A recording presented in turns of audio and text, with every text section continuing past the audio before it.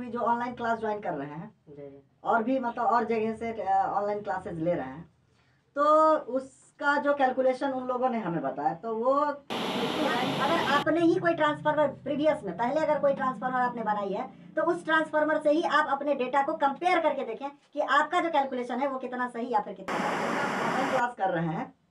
तो आप जो भी डेटा कैलकुलेशन सीखते हैं उस डेटा के अकॉर्डिंग आप ट्रांसफार्मर को रेडी करें, तभी आपको पता चलेगा कि आपके अंदर जो डेटा कैलकुलेशन की एबिलिटी आई है वो कितनी। तो लगता है कि सीख रहा है, लेकिन काम करेंगे तब तो पता चलेगा क्या कर रहे हैं ना। एक्चुअल में जब आप अपने कैलकुलेशन के अकॉर्डिंग ट्रांसफार्मर बनाएंगे तो आपको एग्जैक्ट पता चलेगा कि आपने क्या सीखा है। मैंने तो आप हमें बताएं, आप अपने कैलकुलेशन के अकॉर्डिंग बताएं, कमेंट सेक्शन में आप बता सकते हैं कि 5 वोल्ट। नमस्कार दोस्तों, मैं हूं आपका अपना दोस्त नंदन और आप देख रहे हैं CNDC वाई नंदन। दोस्तों, हमारी जो 13 फरवरी से बैच स्टार्ट हुई थी, इसके अंदर 4 स्टूडेंट थे। फिलहाल इसमें से 2 स्टूडेंट्स हैं जिनकी मैंने फीडबैक की वीडियो पहले भी आपको दी थी और अभी भी मैं आपको दूंगा, और 2 स्टूडेंट की कोई भी वीडियो मैं नहीं डालूंगा। ठीक है, तो फिलहाल ये है हमारे साथ विवेक जी। विवेक जी, आप अपना नाम और पूरा एड्रेस बताइए कैमरे की तरफ से। मेरा नाम विवेक कुमार है, मैं मोतिहारी से आया हूँ, श्री कृष्ण नगर से, ये जो गायत्री मंदिर के पास है। आपका दुकान कहाँ पे है? वहाँ गायत्री मंदिर के पास है। गायत्री मंदिर मोतिहारी में, वहाँ पे है आपका कृष्णा इलेक्ट्रिक? नहीं सर, इलेक्ट्रिशियन हब के नाम से। इलेक्ट्रिशियन हब के नाम से। तो अगर आप मोतिहारी या आसपास से हैं तो आप विजिट कर सकते हैं, और अगर आपको इंस्टीट्यूट की और भी ज़्यादा फीडबैक की ज़रूरत हो तो आप डायरेक्टली आप इनसे वहाँ पे मिलकर फीडबैक भी ले सकते हैं। तो आपका आने का मतलब, आप जब आए थे तो आपको आने में कोई तरह की नहीं सर, कोई इस तरह का असुविधा नहीं। आपका कोर्स था स्टेबलाइजर एंड ट्रांसफार्मर, तो अच्छे से समझ गए? जी जी, बिल्कुल अच्छे से। Wire gauge calculation primary secondary का कर सकते हैं, बैटरी चार्जर से लेकर सब चीज कर सकते हैं। अच्छा, एक चीज बताइए, हालांकि काफी सारे लोगों से हमारी बात हुई जो ऑनलाइन क्लास ज्वाइन कर रहे हैं जी, और भी मतलब और जगह से ऑनलाइन क्लासेस ले रहे हैं, तो उसका जो कैलकुलेशन उन लोगों ने हमें बताया तो वो बिल्कुल वैरी नहीं करता है जी। वेरी नहीं करता है। तो जैसा कि मैं आप लोगों को बताना चाहता हूं कि अगर आप हमारी प्रीवियस वीडियोस को देखें, जिसके अंदर कि मैंने 5 किलोवाट स्टेबलाइजर की कंप्लीट वाइंडिंग करके दिखाई है 7B कोर के अंदर, 4.5 इंच स्ट्रैक के अंदर है वो 12 नंबर तार के साथ। तो अगर आप ऑनलाइन क्लास ले रहे हैं तो आप उस ट्रांसफार्मर को जो मैंने बनाया था, करीबन 2 साल जरूर से हो गई होगी, 2 साल से ज्यादा, करीबन 3 साल के आसपास। तो आप उस वीडियो को देखें और आप अपने उस फार्मूले के ऊपर उसे बैठा कर देखें, और ट्रांसफार्मर जब कंप्लीट बनकर तैयार हुई है तो उस टाइम का कंडीशन और आप जो कैलकुलेट कर रहे हैं वो कंडीशन क्या सेम टू सेम है?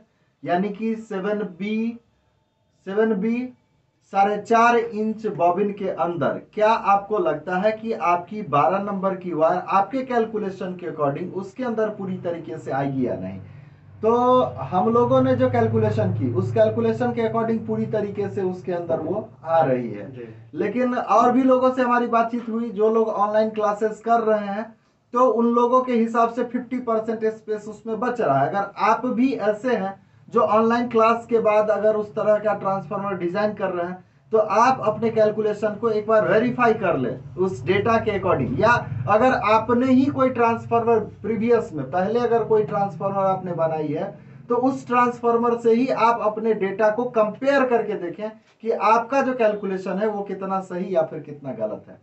एक्चुअल में क्या होता है कि वर्चुअल जो क्लासेस होती है, चाहे ऑनलाइन क्लासेस जो होती है, उसके अंदर वन वे कम्युनिकेशन होता है, जो कुछ भी होता है वो हम बताते हैं। लेकिन चीजें क्या होती है कि स्टूडेंट्स एट ए टाइम उसका प्रैक्टिकल करके वो इस डिसीजन पे नहीं आ पाते हैं कि उनका कैलकुलेशन सही है या गलत है, या उसमें वो ज्यादा कुछ ये नहीं कर पाते हैं। तो मैं आप लोगों से रिक्वेस्ट करूंगा कि अगर आप ऑनलाइन क्लास कर रहे हैं तो आप जो भी डेटा कैलकुलेशन सीखते हैं उस डेटा के अकॉर्डिंग आप ट्रांसफार्मर को रेडी करें, तभी आपको पता चलेगा कि आपके अंदर जो डेटा कैलकुलेशन की एबिलिटी आई है वो कितनी परफेक्ट है। ठीक है, तो विवेक जी एक चीज बताइए, आपका स्टेबलाइजर में जैसे कि manual stabiliser, automatic stabiliser, manual automatic का कॉम्बो भी आपने बनाया। अच्छा, स्टेबलाइजर के अंदर माइक्रो कंट्रोलर के साथ भी आपने काम किया, और 3 प्रीसेट वाली जो बोर्ड पावर पैक की आती है उसके साथ भी आपने काम किया। तो हालांकि हम कोशिश कर रहे हैं कि और भी क्षेत्रीय जो कुछ अलग अलग क्षेत्रीय जगह है जहाँ पे अलग अलग तरह की पीसीबी यूज होती है, तो उन सारे पीसीबी का कलेक्शन हम अपने इंस्टीट्यूट के अंदर रखें और सारे के सारे पीसीबी के ऊपर आप लोगों को एक्सपेरिमेंट करवाएं, ताकि आपको आपके एरिया में जाकर काम करने में कोई दिक्कत नहीं हो। ठीक है, आपने कमर्शियल बैटरी चार्जर भी बनाया है जी। Commercial battery charger it means 12 volt, 24 volt, 36 volt, 48 volt. एक होता है फोर्स कंट्रोल के लिए रोटरी और दूसरा फाइन कंट्रोल के लिए होता है रोटरी।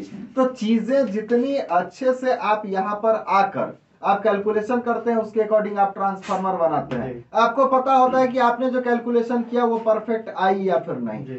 तो आप क्या कहेंगे, ऑनलाइन क्लास ज्वाइन करना ठीक है, ऑफलाइन क्लास ज्वाइन करना ठीक है? देखिए सर, ऑनलाइन क्लास करना ज्वाइन ठीक नहीं है। सामने इसलिए ठीक नहीं है हाँ। कि आप वहाँ पे तो सारा चीज का सुविधा रहेगा नहीं। यहाँ पे हर एक चीज का सुविधा मिल रहा है, प्रैक्टिकल हो रहा है। तो ऑनलाइन क्लास में क्या होगा कि हम वहाँ पे प्रैक्टिकल नहीं कर पाएंगे। अब प्रैक्टिकल नहीं कर पाएंगे तो पूरा कंफर्म ही नहीं कह सकते, तो पता ही नहीं चलेगा कि पता नहीं होता है कि नहीं होता। एक्चुअल में ऐसा करने से होगा या फिर नहीं होगा या नहीं होगा, इस चीज का डाउट हमेशा रह जाएगा। डाउट नहीं रह जाएगा। हालांकि हमारी बातचीत बहुत सारे स्टूडेंट से होती है जो लोग ऑनलाइन क्लास के लिए मुझे अप्रोच करते हैं और बताते हैं कि सर हम ऑनलाइन क्लास ऑलरेडी ले रहे हैं और मुझे अच्छा फीडबैक मिल रहा है, हम अच्छे से सीख रहे हैं। लेकिन जब मैं उनको सर लगता है कि सीख रहा है, लेकिन काम करेंगे तब तो पता चलेगा क्या कर रहे हैं ना। एक्चुअल में जब आप अपने कैलकुलेशन के अकॉर्डिंग ट्रांसफार्मर बनाएंगे तो आपको एग्जैक्ट पता चलेगा कि आपने क्या सीखा है। मैंने एक स्टूडेंट से मेरी बात हुई थी और मैंने उन्हें बोला कि 5 वोल्ट 20 एम्पियर का एक ट्रांसफार्मर बनाए आप, ठीक है, इसके अंदर प्राइमरी कौन सी लगेगी और सेकेंडरी कौन सी लगेगी। तो जवाब मुझे मिला कि प्राइमरी सेकेंडरी के अंदर आप 12 नंबर वायर यूज कर रहे हैं और प्राइमरी के अंदर 15 नंबर यूज कर रहे हैं। तो एक बात बताइए, एक इतना बड़ा साइज का जो ट्रांसफार्मर बना था आप उसे इतना बड़ा बना कर दे रहे हैं, बावजूद उसके प्राइमरी के अंदर करीबन 2 किलो वायर के आसपास जा रही है और सेकेंडरी के अंदर 200-300 ग्राम तार जा रही है। तो क्या मतलब, कोई मतलब नहीं बनता है कि जहां पे एक हेलीकॉप्टर का काम है वहां पे डबल डेकर प्लेन आप गिराएं। ठीक है, तो चीजों को काफी मार्केट के अंदर आपको फ्रेंडली होकर काम करना पड़ेगा। ऐसा नहीं है कि 5 किलोवाट की डेटा जैसा आपने हमारे चैनल के ऊपर देखी है, उस डेटा के अकॉर्डिंग अगर आप ट्रांसफार्मर बनाते हैं या स्टेबलाइजर बनाते हैं तो आप उस स्टेबलाइजर के साथ मार्केट के अंदर काम नहीं कर पाएंगे, क्योंकि आपकी स्टेबलाइजर बहुत ही ज्यादा कॉस्टली हो जाएगी। तो उस कॉस्टली होने की वजह से आपकी स्टेबलाइजर बिकेगी ही नहीं, उसका काम सेम ही है। बिल्कुल बिल्कुल बिल्कुल। तो आफ्टर ऑल आपको यहाँ पे आके कैसा लगा? बहुत अच्छा लगा सर, जिस मकसद से हम आए थे जी मेरा मकसद पूरा हो गया। तो अगर आप ऑनलाइन क्लास ले रहे हैं तो आप हमें बताएं, आप अपने कैलकुलेशन के अकॉर्डिंग बताएं, कमेंट सेक्शन में आप बता सकते हैं कि 5 वोल्ट 20 एम्पेयर के ट्रांसफार्मर हमें जरूरत है तो उसके प्राइमरी में कौन सा वायर गेज यूज करेंगे, सेकेंडरी में कौन सा वायर गेज यूज करेंगे और उसके लिए कौन सा कोड आप सेलेक्ट कर रहे हैं। आप हमें यह जरूर से बताएं। अगर आपको ऑनलाइन क्लास इफेक्टिव लग रही है तो आप इसका कैलकुलेशन करके आप कमेंट सेक्शन में डालें, और भी लोग कमेंट करेंगे जो ऑनलाइन क्लास कहीं से ले रहे हैं, तो आपको खुद भी लग जाएगा कि सारे स्टूडेंट्स के कमेंट्स को भी देखकर आपको लग जाएगा कि किनका किस तरीके का वायर गेज आया है। तो आप अगर पहले से काम कर रहे हैं इस फील्ड में तो आपको बेटर पता होगा कि एक अंदाजे के तौर पे भी कि कौन सा वायर गेज इसके अंदर परफेक्ट होना चाहिए।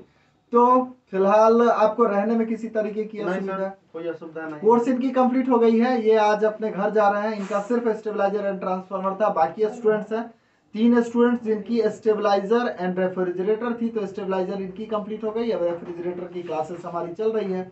मैं कोशिश करूंगा कि रेफ्रिजरेटर की भी क्लासेस की वीडियोस आप लोगों को दूं। तो विवेक जी, और जितने लोग अभी YouTube पर देख रहे हैं आपको, उनको कुछ मैसेज देना चाहेंगे कि अगर वो कोर्स करना चाहते हैं इसके रिगार्डिंग? जी बिल्कुल, यहाँ अगर कोर्स करना है तो सर के पास आ सकते हैं, हर एक चीज बारीकी से बताते हैं।